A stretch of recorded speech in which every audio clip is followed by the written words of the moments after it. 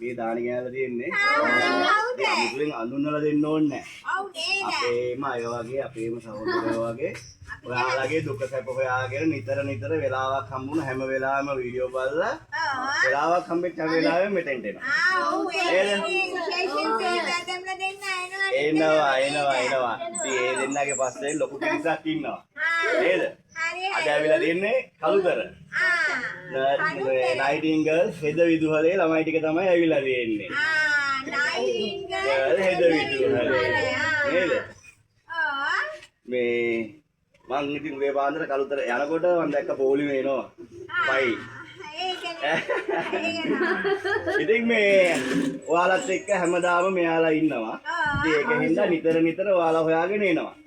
විශේෂ අරමුණු නැහැ කිසිම දෙයක් නැහැ. ඔයාලගේ සතුට වෙනුවෙන් තමයි මෙයාලා ඉන්නේ. හරි. තේරුණා නේද කට්ටියම? කට්ටියගේ සද්ද නෑ මට.